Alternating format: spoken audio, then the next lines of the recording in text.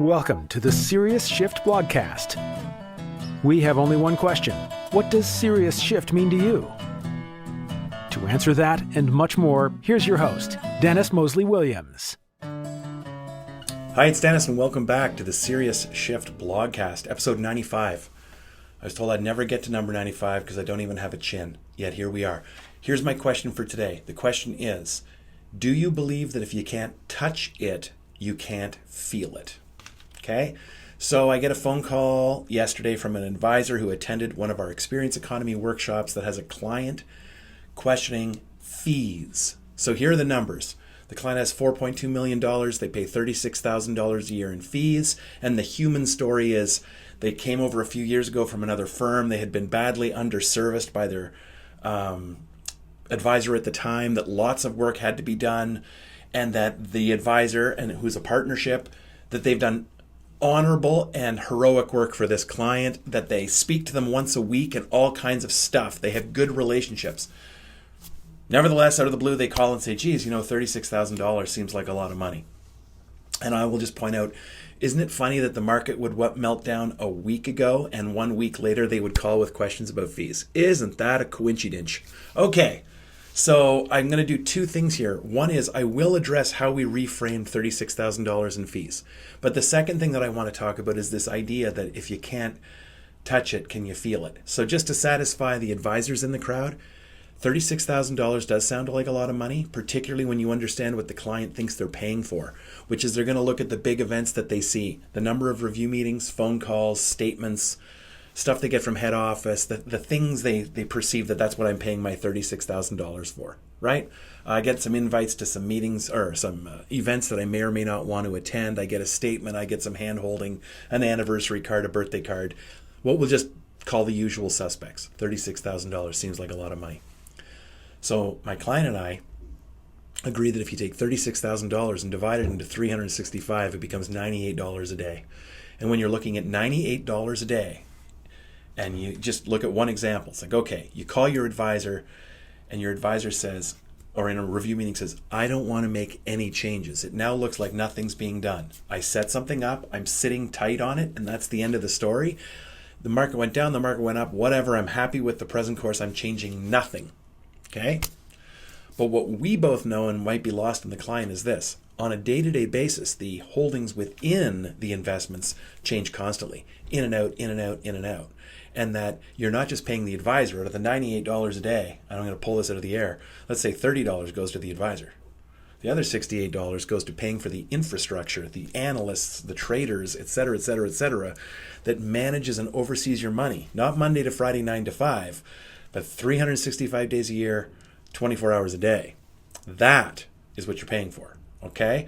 So in terms of just framing $36,000 to $98 a day and explaining all the things that happen in your money, and maybe pointing out even further that everybody pays the bank to manage their money, that if you have $25 or $50 or $75 or $100,000 and you invest it with the bank, you are going to pay a bill to have the exact same thing done. And that when you have the privilege of having $4.2 million, yeah, you're going to pay a lot of money to have that managed. You almost want to lean across the table having this conversation and say, congratulations.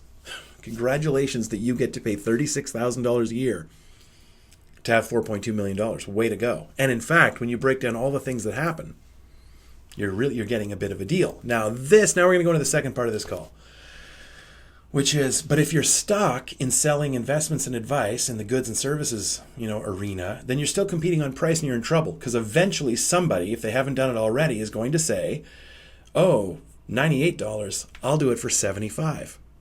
And that can be persuasive to your client if that's where they think you, if that's what they think you're in that business. If that's the business they think you're in, so suddenly $75 is a good deal.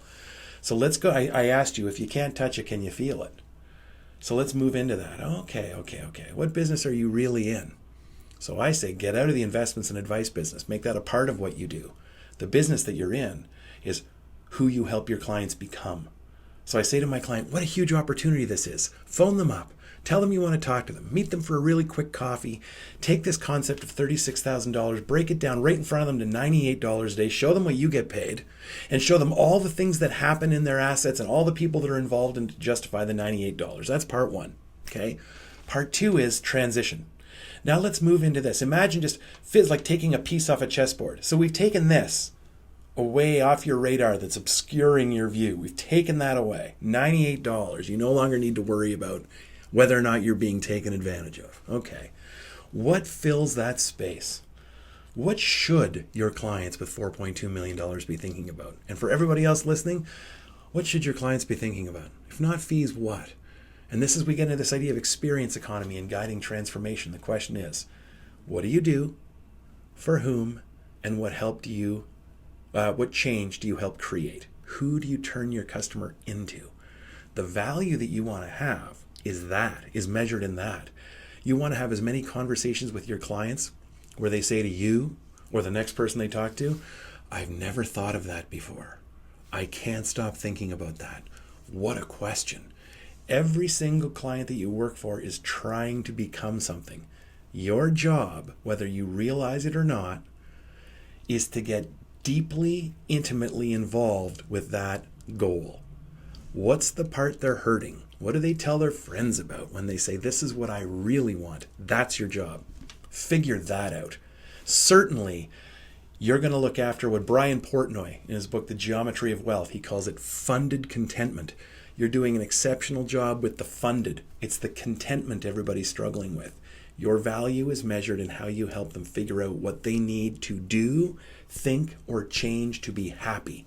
And then put all of your resources on making that happen. And tell me, do you think you're ever going to have a fee conversation again? People tell me all the time, oh, your examples are great, your talks are great, but you're always talking about tangible things. And I suppose when you're thinking about the experience economy, it's easier to imagine it when you're selling things that people can wear or drive or admire or whatever.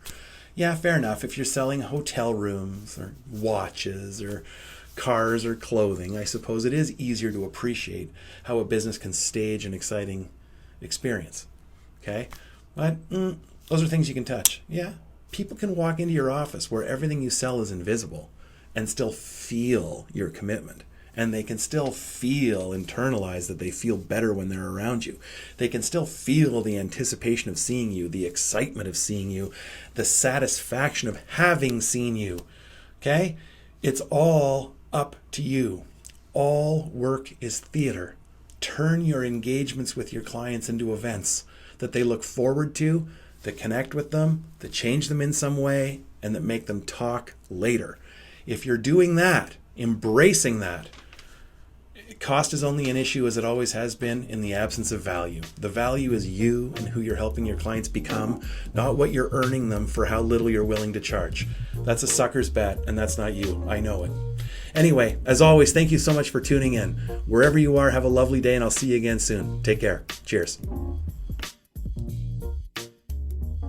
We hope you enjoyed the Serious Shift Blogcast. We would love any suggestions, feedback on topics, ideas, or challenges that may have you feeling stuck.